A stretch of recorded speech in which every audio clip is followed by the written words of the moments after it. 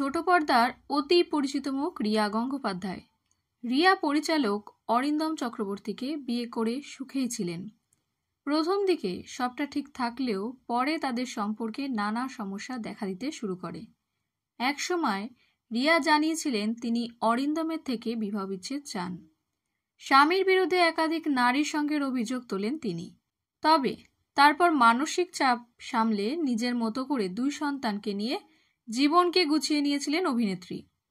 কিন্তু ফের কিছুদিন আগে অরিন্দম প্রসঙ্গে সোশ্যাল মিডিয়ায় রিয়ার বিস্ফোরক পোস্ট দেখা যায়।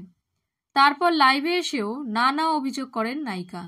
আর তার সেই লাইভের পরিপ্রেক্ষিতে রিয়ার স্বামী অরিন্দম চক্রবর্তীও একটি লাইভ করেন।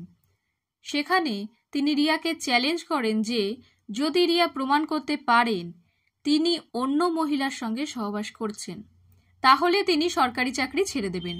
তাছাড়াও রিয়ার বিরুদ্ধে একাধিক অভিযোগ করেন। তিনি দাবি করেন তিনি প্রতি মাসে রিয়াকে 70,000 টাকা দেন। তা সত্ত্বেও আইনের সাহায্যে রিয়া আরও 60,000 টাকার খরপোশ দাবি করেছেন, যা দিতে তিনি একেবারেই রাজি নন। আর এবার লাইভের মাধ্যমে সেই সবটা নিয়ে অনুরাগীদের সঙ্গে কথা বললেন রিয়া। নায়িকা লাইভে বলেন, এটা হয়তো আমার শেষবারের মতো লাইভে আসা। ডিজিটালি যে কাদা ছোড়াছুড়ি চলছে সেটা সমাজের উপরও খারাপ প্রভাব ফেলছে। আমিও চেয়েছিলাম দুটো পরিবার একসঙ্গে আলোচনায় বসে শান্তভাবে ঠান্ডা মাথায় এটা মিটে যাক। আজ থেকে 12 বছর আগে যখন পথ চলা শুরু করেছিলাম তখন আমাদের মধ্যে যে সম্মান ভালোবাসা ছিল সেটা এখন নেই। সময়ের সঙ্গে সঙ্গে মানুষের মননও বদলায়, সেটাই হয়েছিল। তবে আমি সবটা শান্তিপূর্ণভাবে মিটিয়ে নিতে চেয়েছিলাম। আমি চেয়েছিলাম যে সে আমার সন্তানের বাবা হিসেবে অন্তত আমাকে তার জীবনে অন্য কারোর আসার খবরটা জানিয়ে সম্মানের সঙ্গে আলাদা হতে বলুক, আর আমার সন্তানের বাবা হিসেবে নিজের দায়িত্বটুকু পালন করুক, ব্যাস এইটুকুই। কিন্তু সেটা হয়নি। আমাকে টেনে নিচে নামানো হয়েছে। ওর জীবনে যেই আসুক তাকে এক্সপোজ করার আমার কোনো দরকার ছিল না, কিন্তু আমাকে এটা করতে বাধ্য করা হয়েছে।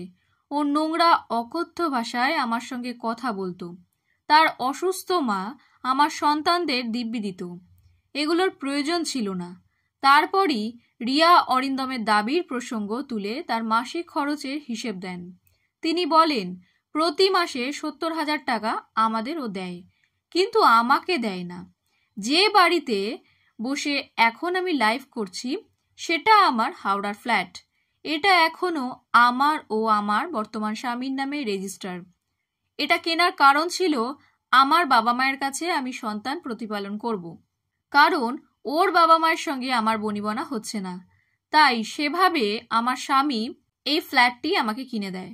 ইএমআই 20,000 টাকা ও দেয়। আর যে মেয়েটি আমার সন্তানদের দেখে তাকে 20,000 টাকা দেয়। আমার সন্তানদের প্রতি মাসে স্কুল ফি ও বাস নিয়ে 15,000, 5,000 টাকা টিউশন ফি দেয়। যেদিন থেকে ও ওই সম্পর্কে জড়িয়েছে সেদিন থেকে আমার জন্য একটা টাকাও দেয় না। শুধু এবার ট্রেকিংয়ে গিয়েছিলাম সেই সময় টাকা দিয়েছিল। আর আমার সন্তানদের খাবার জন্য 10,000 টাকা দেয়। তবে এটা ছাড়া আমার এই বাড়ির বিদ্যুতের বিল সেটা অনেকটাই আসে, গ্যাসের খরচ, ফ্ল্যাটের মেনটেনেন্স আছে, তাছাড়া দৈনিক মুদিখানা জিনিস, তাছাড়া সন্তানদের নাচ গান আঁকা সেই সব আছে। তাছাড়াও বাচ্চা ও পরিবারদের নিয়ে ঘুরতে যাওয়ার মতো সব কাজ করি। আমার জিমের টাকা, গাড়ির ইএমআই সবটাই আমাকে দিতে হয়। সেই খরচাটাও অনেক বড়।